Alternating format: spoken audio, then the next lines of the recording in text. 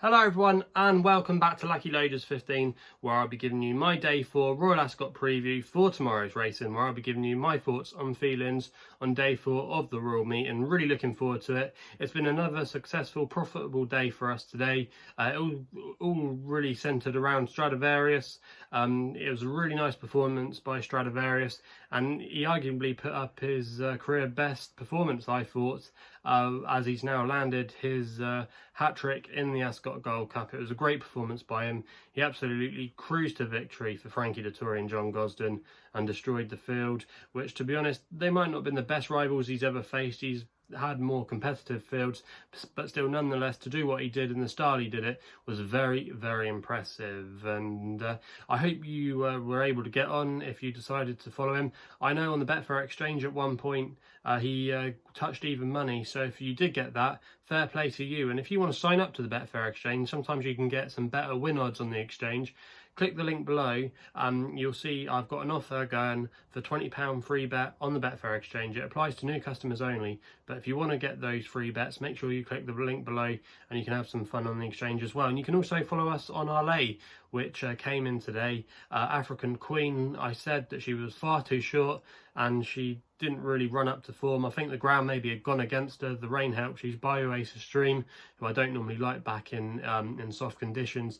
But yeah, I questioned her form and it showed that it probably wasn't that great. And especially as well, she was like 9-4, 2-1 with some firms. That was a ridiculously short price, even though she was very well in a competitive race like this. And I always think that in a 17 runner handicap, I think that's how many runners originally there were meant to be anyway. There might have been a couple of non-runners. It's always so risky taking a price that short when really you've got to look elsewhere, I think, when the prices are that short. And I decided to lay her for 2.86. I think the final price was on Betfair. I managed to lay her out yesterday as my advertised selection. But yeah, she didn't beat her rival home, and if you wanted to take her on for the place, even better. She didn't even finish in the first 5, so that's how that went on. But just back to Stradivarius as well, one thing that really annoyed me is the angle some of the people in the racing media took to try and get him beat. They all said about the ground. The ground was against him. If you actually look at his record in black and white, he's got really solid form on soft ground, even though I know John Gosden said in the quotes that maybe he's better on a quicker service. If you actually look at his form on soft ground, he'd had 2 attempts from 3 starts on officially soft ground, and he won 2 out of the 3. And the only time that he didn't win was when he finished 3rd in the long distance cup at Ascot on Champions Day, and he was running against the likes of Torcedor and Order of St George, that are really credible stayers that are better than any of this lot that he's been running against. So he always had that in his favour. And sometimes what annoys me is when we get these hot pots for these big races, some of the arguments that are put forward by some of these leading pundits, it just frustrates me. And I think normally, especially today, they didn't really have an argument to make. I know some of you might agree with them and you might respect them. I respect sometimes their opinions, but sometimes it was just silly. And just saying the ground was against him was really silly today. And it just seemed like the media circus got on that bandwagon. But I never doubted him. I always said he was definitely a great win bet today. And obviously he obliged. And I'm normally pretty good when it comes to these big race calls. I'm not trying to blow my own trumpet, but I've called it in the past. If you follow me the last couple of years, I always said that Saxon Warrior wouldn't place in the Derby, which he didn't. I also said that Enable wouldn't win the Arc last year. She didn't. And I said Pinatubo wouldn't win the Guinea. Some people thought I was mad, but my record speaks for itself, and that's why I decided to create that new thing called Loaders Lay, and hopefully we can have a good record on it. We've been doing it now for just under a week. We've had 4 winning selections and we've had 2 losers, so we're averaging at around about 66% strike rate at the moment.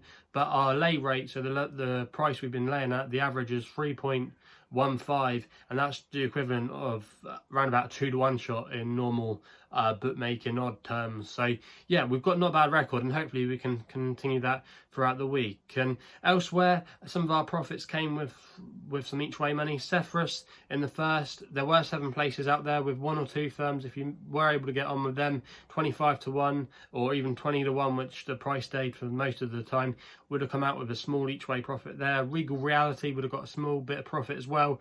Thought ran a really credible race for Jim Crowley and Sir Michael Stout in the Wolverton. And then if you got on the early prices at 5 to 1 on the each way with Finest Sound, he ran a credible race to finish in second place, but he just bumped into Calusi, who looks a very special horse moving forward. So all in all, with the Stradivarius win, the few each ways we had on the card, also as well Dubai Love finished in third place, I think it was, in the Sandringham. She would have collected the place money as well at 14 to 1 each way. So again, another little bit of profit from some of our each way selections. So we've just been mounting up. We haven't had loads of winners, but we've had a lot of good each ways that have run well for us. And it's always hard at these big meetings when there's big fields to get some good value out there. But fair play to you if you've managed to land some double price figured winners. I've seen quite a few of you in the comments box below say what you fancy, and it's great reading what you think and what you're going for. I really enjoy reading those comments, and make sure you leave the comments in the comments box below so we can engage more. I like to hear your guys' opinions, and I like to know what you'll be backing tomorrow, what you're laying, and what your long shots will be as well. I love reading it as well, so make sure you comment in the comments box below. And also as well, before I go into those selections, I've got a new offer as well to go along with the Betfair exchange offer. So in the comments box below, you might see that I'm doing the £20 free bet with the Betfair exchange. I'm also as well got 2 offers with William Hill. If you click one link, if your horse finishes second in any race at Royal Ascot, you'll get your money back in cash up to £10. And also as well, if you want to be a brand new customer of William Hill and you're looking for extra places, William Hill always seem to have lots of extra places. If you deposit £10 and bet £10 and then use it, you'll get up to £30 in free bets. So just click the links below, sign up, just follow all the terms and conditions, and then you'll be away. But make sure if you do click those links and you are betting, please gamble responsibly. But enough of all that stuff and the recap. We'll get straight into the business end of things now, and we're starting off with day 4, which looks a very competitive race to start with. In the 115, the Palace of Holyrood handicap over 5 furlongs for 3-year-olds. One of the new races on the card. Looks a nice little race actually. Art Powers could be very hard to beat, and he is a horse I really like. But again, my angle is being too short for a race of this nature. You have to go with something a little bit bigger, and I thought Keep Busy could be the one for Kieran Fallon Jr., claiming a handy 3, and John Quinn. Currently 11 to 1 each way with bookmakers at the moment. You can get multiple places. I think there's 6 places with some firms. And this horse ran really well last time when seen at Sandown in the Scurry Stakes last week behind Lazuli, who could be potentially, I'm not saying he's going to beat Batash, but he could be a rival maybe later in the year in some of these races like the July Cup or the Nunthorpe or the Abbey. You know, watch out for Lazuli. I think he could be a special sprinter. And Keep Busy had some good form last year as a 2-year-old. She progressed really well. She needed her first run, and I think that could be the same pattern with her this year. John Quinn as well, he does very well with his fillies. She like I said, she did really well last year, but John Quinn does well with his fillies. Liberty Beach, a star young filly for him in the sprinting division. This horse might not be quite as good as Liberty Beach, but she could be definitely one to pick up a listed race, or maybe some more black type later in the season. I think she might have won in France last year, a listed race. Have to check on that. But yeah, Keep Busy. She's by Night Thunder as well, and his progeny seems to do quite well with soft ground. She finished second with a bit of juice in the ground at Chester towards the end of last year, so that's not going to be a worry for her. And she's not in a bad place as well. She's drawn high, so 11 to 1 each way. I think she's a cracking each way bet, and that's going to start off with proceedings. We then go to the 150, the Albany Stakes for the 2-year-old fillies. And I thought Setarhe could be the one here for Andrea Zany and Roger Varian. Roger Varian's yard are flying at the moment, currently 7 to 1, best odds I've seen out there. Going to recommend an each way bet here, and there are extra places available. But the yard won this race last year with Dyer, who did really well last season for Roger Varian. Dyer was a really nice filly, and she did really well, and I think this filly could maybe fit the same mould. If you actually go back and watch her replay when she won at debut at Newmarket, she did really well. She blew the start, but then she stayed on really strongly, and the further she went, the better she got. If she's a bit sharper away from the gates tomorrow, she should be absolutely fine. By Footprints in the Sand, who's a good sire for young horses. He himself, I think he was only ever seen 3 times on the racecourse, but he was undefeated, and he's done pretty well as a sire. and I just think this horse is definitely going to be a special filly in the making, and I just thought it represents quite a bit of value, and I think she'll come forward massively for that run. Roger Varian, like I said, in good form at the moment. In an open race, I think Setarhe at 7-1 each way is a great value bet. So that's going to be the second tip of the day. We then go to the Norfolk Stakes for the colts over 5 furlongs. And the 225, again quite a tricky race here, but I thought Learjet represented a little bit of value at 6-1 for Oisin Murphy and Michael Bell. Now this horse was really impressive last time we saw it, broke the track record at Yarmouth, and now is part of the Qatari group. Now that race was quite a warm race, I thought, for the 2-year-olds. There was some powerful stables represented in there, and Michael Bell always does very well with his 2-year-olds at Yarmouth. It's always where his best 2-year-olds go, so that's definitely a sign that this is probably his best 2-year-old that he's got this season, and I can confirm that from some of my sources. I can't remember who it was now, but I think it might have been Adam McManara, someone I know that knows him, said that this is the best horse he's sat on, or the best juvenile he's sat on this year, and I think this Learjet could be a special horse moving forward. Still one might be a bit of a concern, obviously drawn low, but this field tomorrow is only 13 runners, and it's going to be more towards the centre of the track, and if it was maybe 20 runner field, then that would have been more of a concern. But still one in a smaller field, it's not as much as a negative as in a big field, so that's definitely something to bear in mind. This horse as well is by Prince of Lear, who won this race back in 2016 for Robert Cowell. He's a first season sire, and it was on soft ground when he won, so that's a good omen as well. It's probably going to be, I reckon, good to soft tomorrow. I don't think they've got any rain for the foreseeable future, maybe just the odd shower, so it will dry out. And if they say good to soft, Learjet should be no problem on the ground. He's got soft ground in his pedigree, and I think at around about 6-1 he represents fair each way value, and with the extra places on offer I've seen out there, he'll do for me. We then go for my nap in the day in the 3 o'clock, the Hardwicke Stakes. Now I think Anthony Van Dyck here should be the favourite. A bit concerning he did drift out to 11-4, but I think that represents good value for Ryan Moore and Aidan O'Brien. Now this horse won the Derby last year, but after he won the Derby he did go downhill a little bit, and not really sure what happened. I think I heard Aidan O'Brien say that he should never have run him in the King George. Maybe that race just came a little bit too soon for him, but he ran a really nice comeback race in the Coronation Cup, which was a hot race on paper, and he stayed on really eye-catchingly, beating Stradivarius, who's obviously boosted the form today, so that looks good. And I just think Anthony Van Dyck is the one they've all got to beat. It's not a fantastic looking race in my opinion, and this is actually where my lay's going to come in. Elarqam has been attracting support for Mark Johnson and Jim Crowley, but I don't think he'll stay the trip at all. None of his relatives seem to have stayed the trip, and I don't think he looks like a 1.5 mile horse. To me, I think 10 furlongs is his optimum at a track like York. Even though he did finish a credible third here in the Wolverton last year, I still think he's a lay-in job, and I would lay him for the win. I've seen a couple of good prices out there, and you can currently lay him out at 3.45 on the Betfair exchange. So if you can still get maybe 3.5 to lay him, I think that's a good lay price tomorrow, and he's going to be my lay of the day. But for me, yeah, my nap, Anthony Van Dyck tomorrow. I think Aidan O'Brien, all his big guns have needed the run. He's one of the only ones that have had a run, or a recent run. I know Sir Dragonet, people say had a run earlier in the season, but that was like 3 months ago. This is totally different. I think you would have needed a run in the last month, and Anthony Van Dyck fits that criteria. He's got some back class. I think he's got the right form for the race. He's the one they've all got to beat. Yes, Aidan O'Brien, they've not been firing in all cylinders, but he still has been having on average a winner a day. I think he's had 3 winners now this week. I think that's right. Battleground, and then he had Russian Emperor, and then he had a winner on the first day, I believe, that slipped my mind. But I think, Circus Maximus, that was it. So yeah, Anthony Van Dyck, he's going to be my nap tomorrow. He represents a solid bet, and yeah, 11-4, I think that's good value, and I think the money will be down tomorrow, and I think he could go off as short as 6-4. I really do. I think there will be support tomorrow, and the drying out ground will help him too. So that's going to be my nap of the day in the 3 o'clock, the Hardwicke Stakes. The feature race of the day is the Group 1 Commonwealth Cup.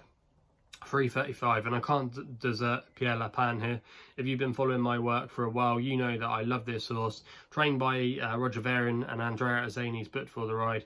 Like we said, both are in good form, and at current time of recording there was 4-1 available with the extra places. If you do back it each way, you won't make a profit, but it's one of those dirt each ways where you only make a small loss. So to some people that doesn't make sense, but to others it does. But that's because some people just don't like backing horses each way when they know they're going to lose a bit of money. They'll just rather go in on the all-win bet. But I think in such a competitive race, I think with the extra places, backing them at 4-1 is a great value, because it means that you'll only lose a little bit rather than the whole win stake if you just back for the win, if you did place. So I hope that makes sense. But yeah, Pierre Lapin, I think he's a quality horse. He's a half brother to Harry Angel, who was able to handle a little bit of cat in the ground. He won, it was the Haydock Sprint Cup when it was soft ground, so that's not an issue. And he's by a horse called Capello San Severo, who's one of the newest sires on the block.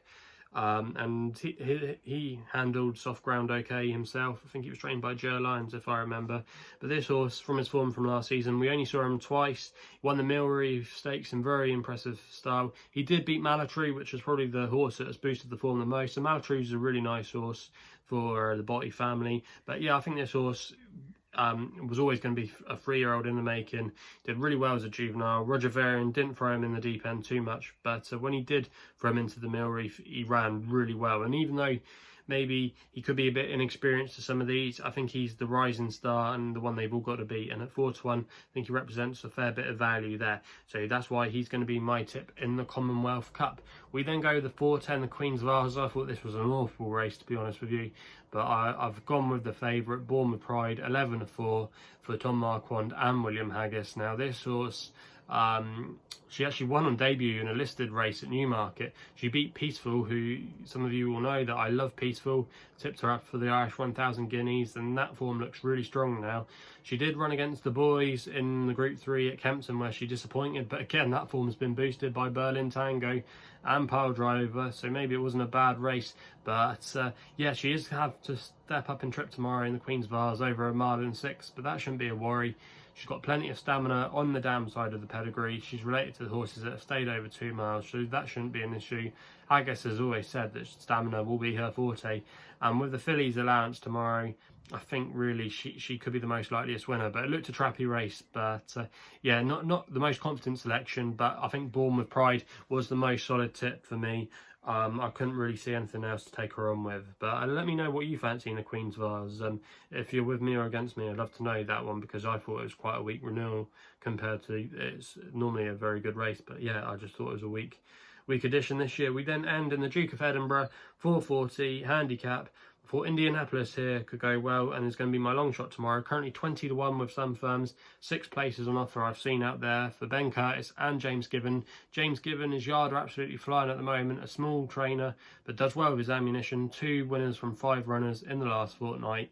So they're operating at a 40% strike rate. And this horse did really well last year, really improved. Won at Ascot before at the Shergar Cup meeting. So that's a good course form, ticking the box. And then went on and won on heavy ground at Leicester. So again, it won't mind a bit of dig in the ground by Galileo. And this horse actually used to be with Aidan O'Brien, but didn't make much of an impression. But of a mark of 99, I think this horse definitely has a future, possibly in races such as the Ebel or some of these staying handicaps later in the season. Maybe something like the Northumberland Plate, but 1.5 miles. I think it's tailor-made. It does have a wide trip, but we've seen before that in the King George the 5th handicap, for example, the 3-year-old long-distance handicap, these wide draws aren't always a negative. And I just thought 20-1, the yard in great form, the extra places, the course win, not bad ground, still reasonably handicapped. A lot of ticks in the boxes for me with this one.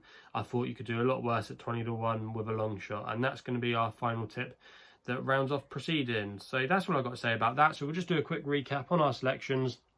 And the 115 Palace of Holyrood handicap, keep busy, 11-1 each way. In the Albany Stakes, we go with Setarhe, 7-1 each way with the extra places. In the Norfolk Stakes, we go with Learjet, 6-1 each way. In the 3 o'clock My Nap of the Day, Anthony van Dyck. 11 of 4, and the lays Elarqam for the win at 3.45. And then we go in the Commonwealth Stakes, Group 1. This is going to be my next best, actually, I should have said that. Pierre, Lapin, 4 to 1 each way. We then go in the Queen Vase with Born with Pride, 11 of 4, win only bet. And then we end with the long shot in the 440, the Duke of Edinburgh, Indianapolis, 20 to 1 each way, and that is loaded as long shot for tomorrow. So that's all I've got to say about that. So if you haven't done so already, please make sure you hit the subscribe button for more videos here on my YouTube channel. Make sure as well you click on the links below if you want those free bets. Definitely a good offer to take up whilst you can. And also as well, if you want to follow me on social media, the best place to do that is on Twitter, where my handle is @LuckyLoaders15. So that's all I got to say. Please gamble responsibly. Hopefully we can have some winners tomorrow, continue our decent record for the month of June. Please gamble responsibly, and we'll be seeing you soon.